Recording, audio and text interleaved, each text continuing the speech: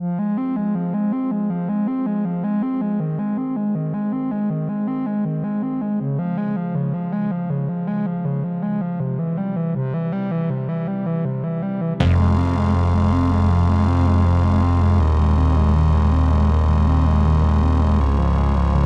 guys, it's Quinn here.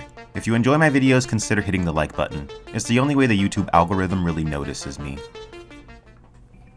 From Jill Tarter, NASA, SETI, to James Powell and Richard Tuna. Care of Brookhaven National Laboratory, June 5th, 1986. Our last Hilton meeting on interstellar travel and communication was a real eye-opener for me.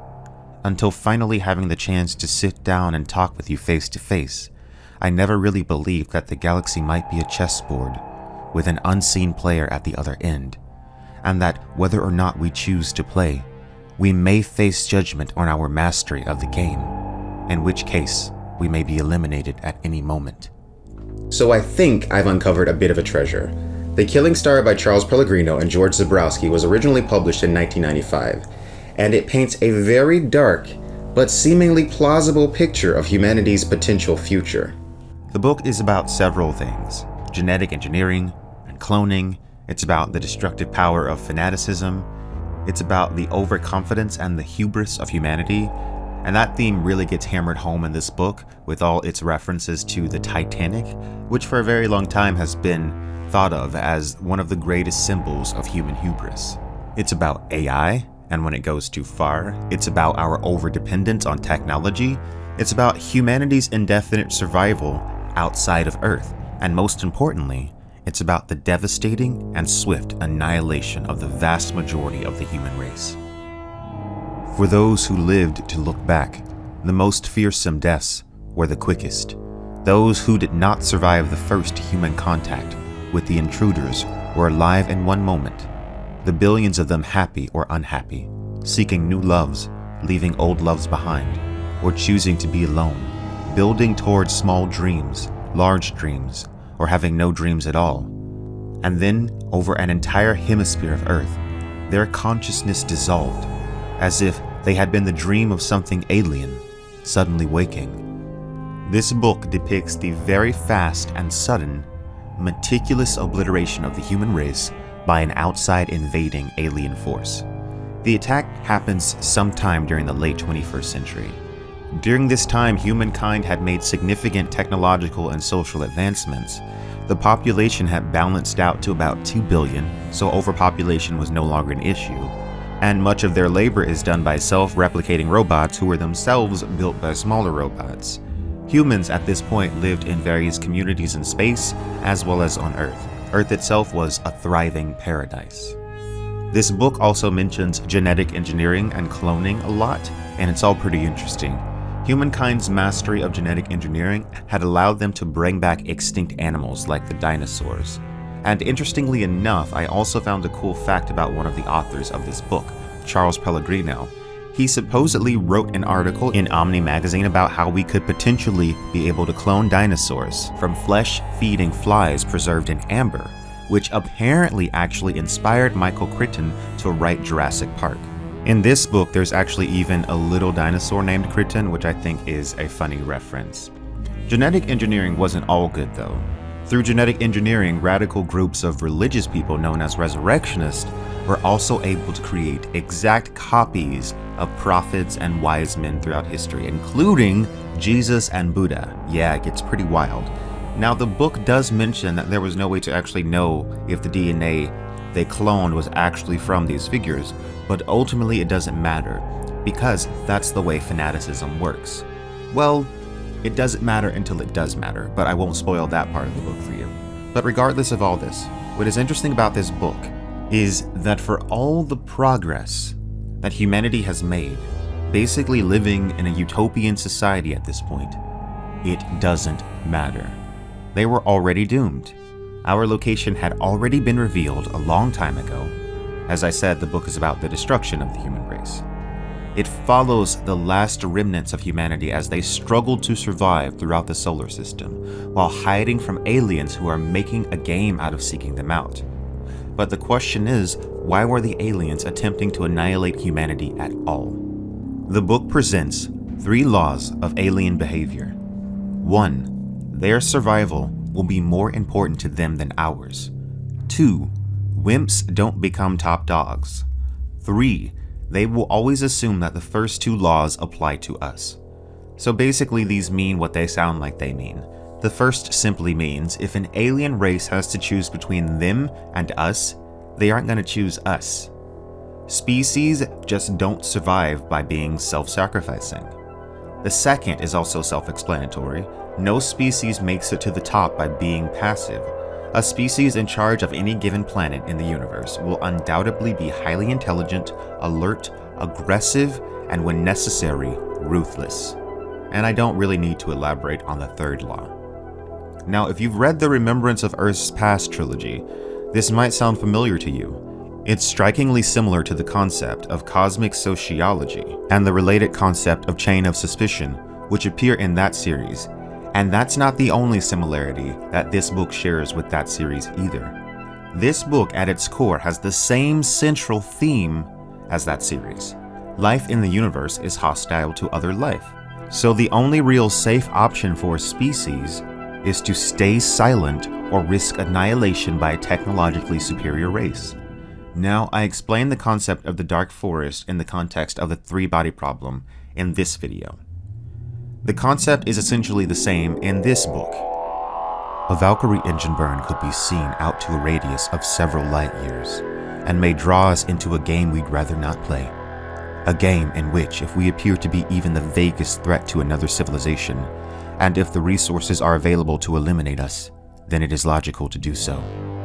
The game plan is in its simplest terms, the relativistic inverse to the golden rule. Do unto the other fellow as he would do unto you, and do it first. The destruction of Earth essentially happens in an instant in the beginning of this book. In a single instant, nearly every living thing is wiped off of the face of the planet. The attack had been meticulously planned, long in advance. Humanity is only even able to detect their ships when the alien vessels suddenly engage their engines after years of cruising at low speed. "You're kidding me," Peterson said. "You've got to be fucking kidding me." "Multiple deceleration sources," the computer replied. "Distance 5 light months. Velocity 92% light speed. Your opinion?" "They must have been cruising at that speed for decades," he shouted. "And now they're turning on their engines all at once. Correction, they turned them on all at once." He stared at the display. "They're scattered across light months. They can't be communicating with each other. So they must have synchronized years in advance to light up their engines now. But why? And why so many of them?" His throat constricted as he said, "Call Earth." Before anybody could react to what was happening even, one of the objects heading towards the Earth suddenly split into thousands of pieces. The projectiles came rushing for the Earth, and the planet was essentially annihilated. Every nerve in her body began to record a strange prickling sensation. The sheer pressure of the photons trying to push her backward. No shadows were cast anywhere in the tower. So bright was the glare. It pierced walls, ceramic beings, notepads, and people. 400,000 people. The Maglev terminal connecting Sri Lanka Tower to London and Sydney. The waste treatment centers that sustain the lakes and farms. All the shops, theaters, and apartments liquefied instantly. In Kandy and Colombo, where sidewalks steamed, the relativistic onslaught was unfinished. The electromagnetic pulse alone killed every living thing as far away as Bombay and the Maldives.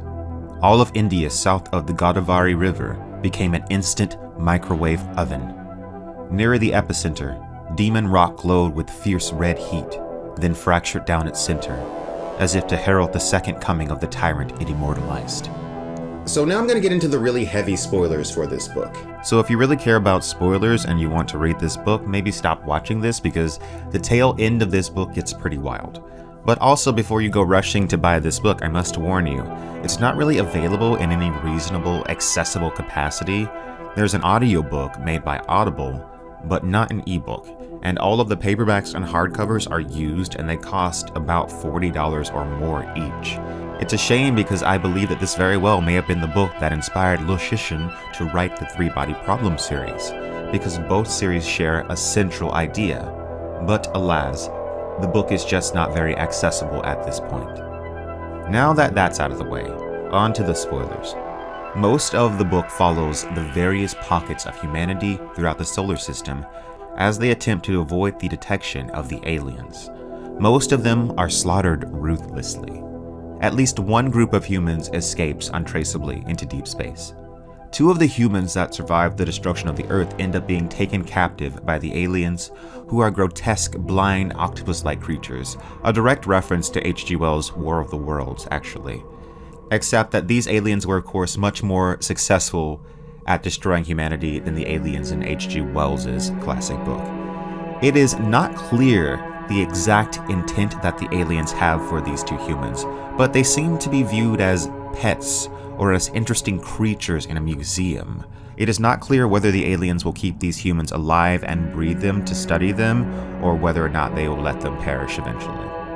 The alien life form who calls himself Tha-Tent is able to communicate with them using an artificial voice. The alien ship is maintained entirely by robotic crab-like creatures. Through communicating with the alien on board the ship, the humans realize that the machines were actually not subservient to the aliens, but in fact the opposite was true. The aliens had become slaves to the machines they had once created to serve them. Are you suggesting that your machines guide this ship, decide what secrets must be kept, and dictate your military strategies? You stupid bastards, Jonathan said, turning his back on the alien. You let it all get out of hand. Tha-Tent inched forward. What did I tell you? Some of your assumptions are wrong. Now gird yourselves up and know this. It is not the machines who work in our best interests or serve us or belong to us. It is very much the other way around. They keep us here and watch over us only because they find us interesting. The aliens had somehow allowed their artificial intelligence to get out of hand, until they eventually became subservient to it. It was that AI which had made the decision to destroy Earth. It is mentioned that the aliens would not have thought of humanity as a threat if not for humanity beginning to develop interstellar capabilities. It was simply logical to them to eliminate humanity before it had the chance to become a problem. So this book was really great, and it has so many concepts that I didn't even go into. Maybe I'll go into them in later videos. If I had to guess, I would say that it's pretty likely that Lushishin read this book, and if not, then it's pretty interesting that he came up with such a similar concept. But it's not like the idea of the Dark Forest hasn't been thought of before. Legendary physicist Stephen Hawking believed that contacting aliens would be a bad idea for the same reason. An eerie idea that this book also includes is the idea that it's not merely enough to be quiet, but listening could be dangerous as well. Data that is recorded and saved from outer space could potentially contain a virus designed to attack a technologically dependent society. So even listening quietly isn't necessarily safe. So as I said, I really enjoyed this book. I hope it becomes more accessible in the future. Have you read The Killing Star? What do you think of it? Tell me in the comments below, and also make sure you like and subscribe for more Quinn's ideas. So since you're still here, one more thing. I know a lot of you in my audience really love Dune. Well, Danica, aka Comic Book Girl 19, is the person that got me into Dune. Her Dune Club, which she's been doing for years now, has been helping people, including myself, understand the Dune universe for quite some time now. Now she's getting ready to do her final Dune Club, and I couldn't be more happy that she's gotten this far. Once the Dune Club starts, it'll be streaming every Sunday on twitch.tv. You can't miss it, I'll be there a bunch too. Check it out, and don't forget to get a Dune box, link in the description. This will be a great opportunity for all of us to nerd out together and really get into the nitty-gritty of the final two Dune books, Heretics of Dune and Chapter House Dune. I hope to see you there. Thanks, guys.